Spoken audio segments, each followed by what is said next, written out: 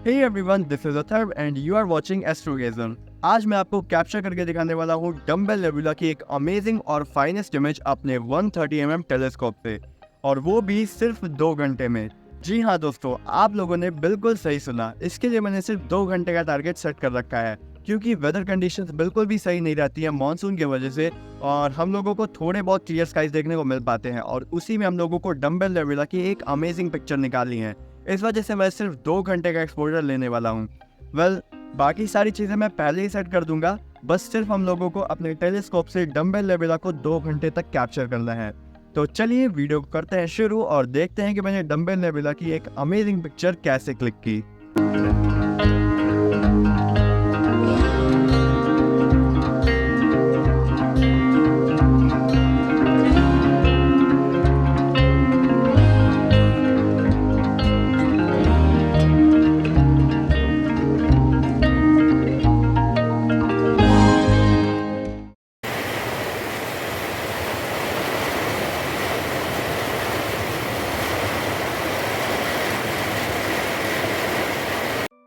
तो आप लोगों ने देखा अभी कि 14 जुलाई यानी कि कल कैसी बारिश हो रही थी, और बारिश के बाद आप लोग देख सकते हैं मौसम कितना साफ़ हो चुका है। आज है 15 जुलाई और हमें आसमान ब्लू दिख रहा है, यानी कि हमारा जो स्काई है वो ब्लू स्काई हम लोगों को देखने को मिल रहा है। क्लाउडी स्काई ज़्यादा नहीं है, इधर थोड़े बहुत वाइट क्लाउड्स हैं, वो भी बहुत जल्दी हट जाएंगे, क्योंकि ये जो क्लाउड्स होते हैं ये काफ़ी हल्के होते हैं और ये हवा के कारण उड़ जाते हैं, और हवा भी चल रही है तो इसका मतलब है कि ये भी जल्दी ही चले जाएंगे और आते जाते रहेंगे ये तो। बाकी ब्लू स्काई देख के मुझे बहुत ज़्यादा खुशी हो रही है, और एक उम्मीद है कि आज हम लोग आराम से कैप्चरिंग कर सकते हैं और हम लोगों को क्लियर स्काई देखने को मिल जाएगा। तो देखने वाली बात यह है कि आज रात क्या हम लोगों को सच में क्लियर स्काई देखने को मिलेगा, क्योंकि वैसे तो हम लोगों को ये पता ही है कि जब बारिश होती है तो जो भी डस्ट पार्टिकल्स होते हैं वो ज़मीन में दब जाते हैं, और उनके वजह से जो हमारा नाइट स्काई होता है वो बिल्कुल क्लियर हो जाता है। क्रिस्टल क्लियर नाइट स्काई हम लोगों को देखने को मिलता है,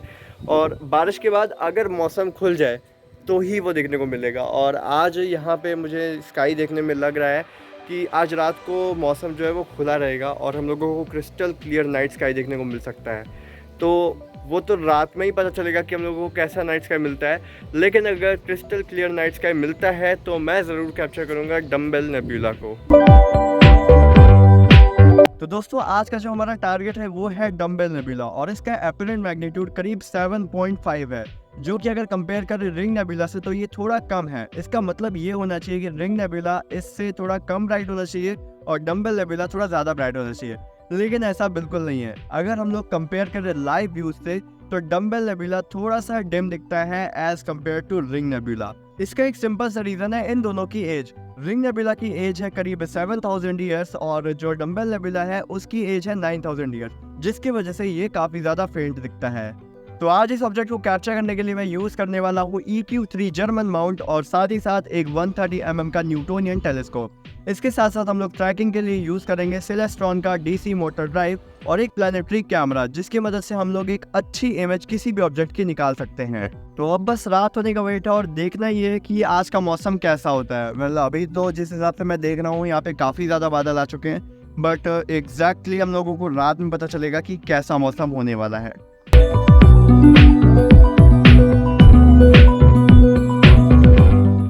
तो रात होते ही मैंने अपना टेलीस्कोप सेटअप कर दिया, क्योंकि जब मैंने स्काई की तरफ देखा तो मुझे कुछ ऐसा व्यू मिला। जी हाँ, ये है crystal clear night sky, but clear sky से हमारी मुश्किलें कम नहीं हुई। मैं जो कैमरा यूज करने वाला हूँ वो एक प्लानिटरी कैमरा है, और इसका फील्ड ऑफ व्यू काफी छोटा है, और इस कैमरा से डम्बल नेबुला काफी बड़ा दिखेगा। तो जूम व्यू होने के कारण डम्बल को ढूंढना मेरे लिए एक चैलेंजिंग टास्क होने वाला है, बट टारगेट को पूरा तो करना ही होगा। तो इन सब चीज़ों को भूल के मैंने डम्बल नेबुला को ढूंढना शुरू किया, और काफ़ी देर की मेहनत के बाद मुझे डम्बल नेबुला मिल ही गया।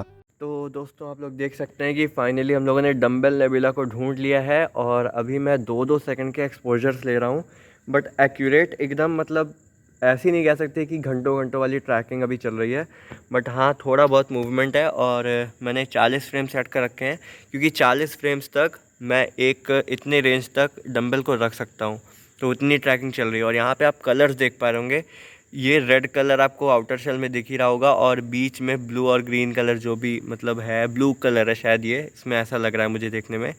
तो वो दिख रहा है, आप लोग देख पा रहे हैं अपनी आंखों से, आपको दिख रहा होगा। तो अभी मैं इसका लंबा एक्सपोजर लेने वाला हूँ। बैटरी भी जा रही है यार, बैटरी को कनेक्ट करना पड़ेगा फ़िलहाल। तो लंबा एक्सपोजर लूँगा, फिर देखते हैं कि कैसा रिज़ल्ट आता है। तो मैंने इसे करीब 2 घंटे तक लगातार कैप्चर किया, बट ज़्यादा स्टेबल ट्रैकिंग ना होने की वजह से मुझे करीब 1 घंटे का ही वैल्यूएबल डेटा मिल पाया। इस डेटा को जब एकांश ने प्रोसेस किया तो हमें कुछ ऐसा रिजल्ट मिला। बट एक ट्विस्ट है, ये फाइनल रिजल्ट नहीं है, इसकी प्रोसेसिंग अभी बाकी है। और इसके साथ साथ हमें ये भी याद रखना होगा कि अभी सिर्फ 1 घंटे का ही डेटा हुआ है, अभी 1 और घंटे का एक्सपोजर बाकी है। तो मैं इस 1 घंटे को कवर करने के लिए दूसरे दिन फिर से डंबल को कैप्चर करूंगा।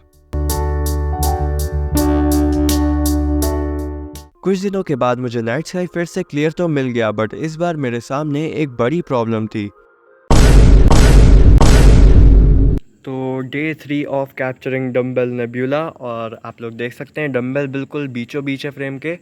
और आज की जो रात है वो मेरे लिए काफ़ी अच्छी है। भले ही मूनलाइट में मैं इसकी कैप्चरिंग कर रहा हूँ, बट फिर भी आज की रात मेरे लिए काफ़ी अच्छी साबित हुई, क्योंकि मैंने जो पोलर अलाइन किया था वो बिल्कुल एक्यूरेट हुआ है। और यहाँ पर मैं 100 फ्रेम्स एक बार में ले पा रहा हूँ, मतलब 2-2 सेकंड के 100 फ्रेम्स में ले पा रहा हूँ एक बार में।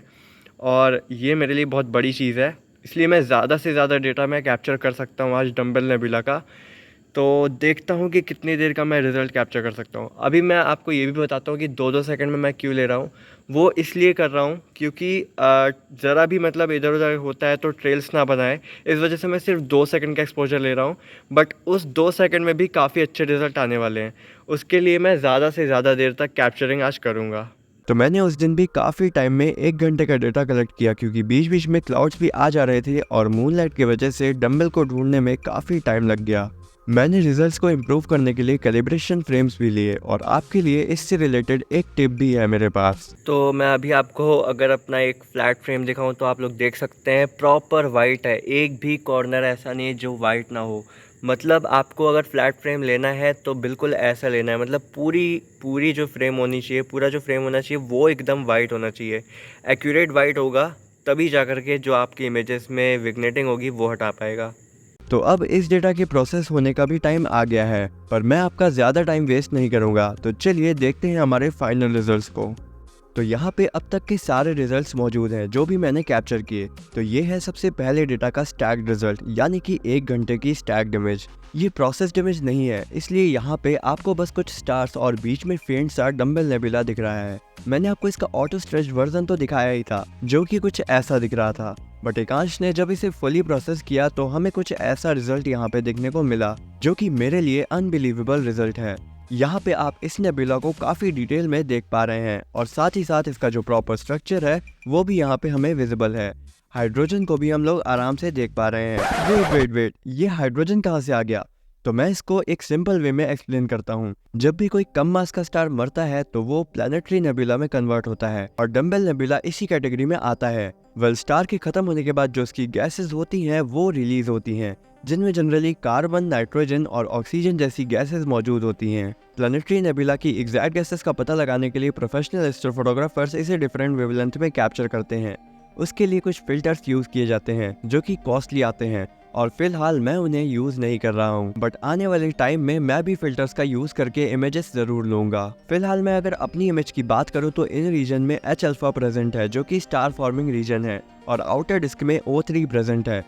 तो ये है 1 घंटे का स्टैक्ड और प्रोसेस्ड रिजल्ट। अब बारी है 2 घंटे के स्टैक्ड रिजल्ट को देखने की। तो ये रहा सिर्फ स्टैक्ड रिजल्ट। वेल, ये पूरे 2 घंटे का नहीं है, ये है सिर्फ 1 आवर 40 मिनट्स की स्टैक्ड इमेज, क्योंकि स्टैकिंग के टाइम कुछ फ्रेम्स रिजेक्ट हो गए थे। वेल, इसमें अभी आपको कुछ भी नहीं दिख रहा होगा, बट पोस्ट प्रोसेसिंग के बाद इस डेटा से कुछ ऐसा रिजल्ट मिल रहा है जिसमें कोर की डिटेल्स लाजवाब हैं, और काफी हद तक हम डंबल नेबुला के कोर के स्ट्रक्चर को भी देख पा रहे हैं।